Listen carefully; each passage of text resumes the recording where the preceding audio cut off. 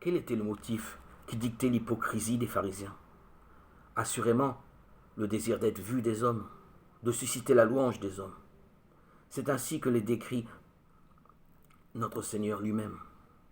Je ne pense pas que depuis le temps des apôtres, il y ait eu une époque où les gens aient été plus enclins que maintenant à accomplir de bonnes actions afin d'être vus des hommes, à être à l'affût des louanges et par conséquent à régler leur conduite sur la loi du monde plutôt que sur la volonté de Dieu.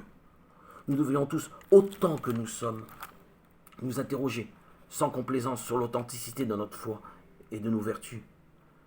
Demandons-nous si nous agirions avec autant de rigueur que nous le faisons si le regard de nos amis et de nos voisins cessait d'être posé sur nous.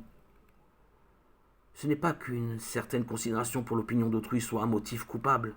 Il n'y a aucun mal, aucun inconvénient à la prendre en compte, et c'est même souvent un devoir, mais à condition de la subordonner à la crainte du jugement de Dieu.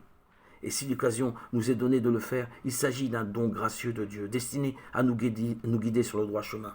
Mais si nous faisons passer le jugement faillible des hommes avant les commandements de Dieu qui ne peuvent nous induire en erreur, alors nous avons tort.